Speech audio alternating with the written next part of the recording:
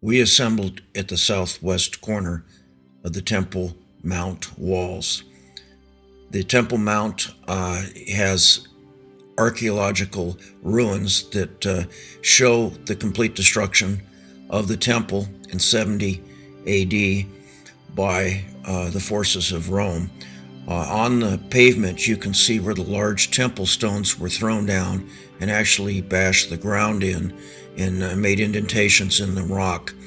Also, there are the remnants of Robinson's Arch, and Robinson's Arch was the main egress between Jerusalem and the Temple Mount. The actual arch dates to the Second Temple period, built by Herod, and the remains there were buried in dirt until they were excavated. So it's a good preservation of the record of the destruction of the temple in 70 AD. Also with the beauty of the arch that was built using the large stones of Herod's building. And it is a very touching place, realizing the significance of the destruction of the temple in 70 AD. You need to add more colors to your imagination, and this is to the best of our knowledge. We are right here at the corner of the southern and the western wall. And here, where the Al-Aqsa Mosque today, that's what used to be the royal portico, the largest building in the country, 156 columns. The Supreme Court, the Sanhedrin, was located, where Jesus turned over the tables of the money changers and the pigeon sellers. And those are the entrance gate to the Temple Mount from here, and the southern stairs. And you can see the main street of Jerusalem that started from Pool of Siloam and 1 mile all the way parallel to the wall. That's why some guy call it Wall Street. Sorry, I'm trying to wake you up. Sorry, but you see this arch? This is the first interchange in the mankind history, going over the street, and now you're getting directly to the royal portico. So this is what you see there. Got it? Yep. I don't believe you. One more time. Got it. Got it. The wall? Yes. The Romans destroyed it. They removed the keystone from here and destroyed this bridge. But you can still see it over there, and you can still see this piece. This came from here. So this is all Jesus time archaeology. Have a look. It's like a jigsaw puzzle. One piece go into the other one. Excellent engineering. Another quick comment. If you look to the right hand side, those stones over here came from the ruins of the Temple Mount and been reused years later by the Muslims to build palaces over here in the early Islamic days. That's one of the reasons why the Muslims, if you ask them, they will tell you that the Jewish temple was never exist. At least not here. They will say that the Western Wall is actually an Islamic palace. And this is one of their claims. But obviously when you look over here, you can see that those stones are not perfectly made. The Muslims took them from the ruins of the temple. When the Romans destroyed the Temple Mount, they threw down all those stones. So the Muslims took them a year later and reused them instead of cutting new stones. I want to take you as far as this corner. If you want to walk where Jesus walked, literally.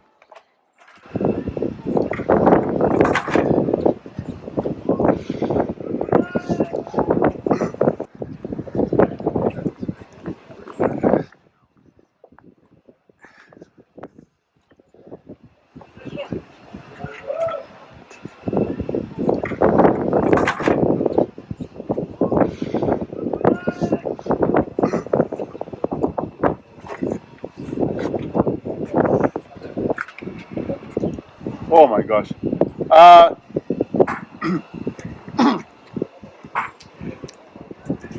What we're about to see over here, we want to see where we are, the corner of the southern and the western wall, and we also want to sit right over here on the southern stairs. So that's what we're going to do at the Jerusalem Archaeological Park. Now have a look from down here. Very soon we're going to take you down. Just if you want to walk where Jesus walked, it's down there. But from here you can see the view. This is the main Oh, they're doing some show? This is the main street of Jerusalem at Jesus' time. Those pavements going back to Jesus' time. Now you see those people where they are? I think they're doing some video or dress up like old times. Anyway, what you see, those 1, 2, 3, 4, those are stores. And those stores were located right over here, 1, 2, 3, 4, under the bridge. But there were more stores all over. You see this? Those stairs? This is those stairs right over here. So here was a line of stores, and in the middle you had carts and wagons, yes, and people could walk on the promenade. People can also walk on the roof of those stores. So that's the main street of Jerusalem at Jesus' time. Now, if you look at the wall, the smallest stone, 3 tons. One. The biggest one, 770 metric tons. Incredible engineering project. You remember Herod the Great enlarged the area of the Temple Mount. It used to be 15 acres. He made it into 35 acres size. He built a big box on Mount Zion, and it was as high as 10 stories building. Wow. The workers cut down as deep as was needed to get to the bedrock itself, and they shuffled the stones into the bedrock, and then they build it. Each course is 1 inch backwards, so it's actually the hole leading into the center, as high as 10 stories building. Now, we used to say that Herod's built it with dry building without any use of cement, but 2 years ago, you see this platform over there? You can see it on video. There was a Jewish lady praying, and she finished praying and went 10 steps backwards, and then the stone came out from there and fell and crashed right where she was standing 30 seconds ago. So this taught us 2 things: that the Western Wall needs repairments, and that's what we did in the last 3 years. There was a lot of checks and repairments and investigators, so we studied about it. And when we checked where this stone came from, we found cement. So the Western Wall was perfectly made, dry building. On the sides, it was just match exactly, but on the back, we found cement as well. 2 things that I want to say from here, but then we continue. Have a look at this stone over here. This stone that you see over there, it came from the corner. Oh, sorry, another one I want to say. You see those piles of rocks over there? Yeah. This is exactly how we discovered all this area. There was pile of rocks all over. All those stones were removed. The stones over there were never removed. That's exactly how we found it. Why? Because today in any archaeological site, sorry, just allow this one. Today in any archaeological site, we leave one corner untouched for the future generations. So the future generations can double check our current assumptions. The science of archaeology is very young, so we always leave one untouched corner. Another reason why we left those stones over there, it's because a part of the story. When you read the book of Josephus, they will tell you that the Romans never meant to destroy the temple. And it was actually an accident. A crazy soldier started the fire and everything got burned. So 2 things that tell you. It actually says, I love this, it says Titus the general ran up and waving his hands like a typical Italian said, put the fire out, put the fire out. And so here was the general actually saying, don't burn the temple. And then it says this, but the hatred of the Arabs and the Syrians was so strong that they gave in to their hatred instead of listening to their commander. It was anti-Semitism, hatred of the Jewish people, that burned the temple down, not the Roman leaders. Maybe something general about Josephus. We usually discover that his testimony is very reliable, except when he talks about himself or when he talks about his Roman boss, the Caesar. Don't forget that he was a slave to Caesar, and he wrote under the authority of the Flavian family, Titus and Vespasian. So he couldn't say everything about them. Just the fact that the Romans had enough time to take the gold and the gold menorah out of the temple, so it wasn't burned out so quickly. They had enough time to take all the treasures, and you can see that you need a lot of crazy soldiers to make this damage.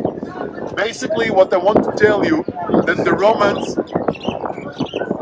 Romans saw Jerusalem as an obstacle. The Romans, and we're going to talk more about them as we get to the Galilee. The Romans saw themselves as bringing salvation to the world. They had to destroy Jerusalem. Jerusalem was an obstacle for them. And they did to the Jerusalem just the same thing they did to all other temples in the world. It was no different. So this is what the Romans usually did. Another thing I want to tell you, that the money that was taken from the temple was used to build the largest slaughterhouse in American history, Colosseum. If you go to the Colosseum, there is an inscription over there that proves that Vespasian and Titus took the money from the Jewish temple in Jerusalem and the slaves from Jerusalem, and with this money they built Colosseum. Jerusalem destroyed in the year of 70, 11 years later, 81 AD, the Colosseum opening games. And the Jews were the first one to be executed in those horrible amphitheatral games of the Colosseum. So very symbolically, Jerusalem is going down, Rome is going up, the temple is going down, Colosseum is going up, okay, for the same money, and you see it in the inscription at the entrance to the Colosseum.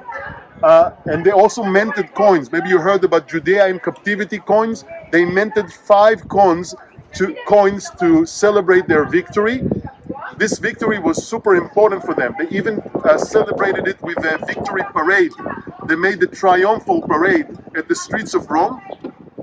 Although it was not conquering a new territory, just suppressing a rebellion, because that's brought a new dynasty of Caesars to power in Rome. Okay? But we're going to talk more about this later. Another thing I want to mention, as those stones were falling down, they breached into the drainage system of Jerusalem. You see the hole over there? Imagine the stones from the breach falling down and breaching to the drainage system. Another last thing I want to mention, this stone over here where these guys are standing, it's very important because we found inscription in Aramaic letter, or what you call today Hebrew, modern Hebrew letter. This is it. You see this guy standing right over here? You see the stone? So right there, that's the stone that came from right here, the cornerstone.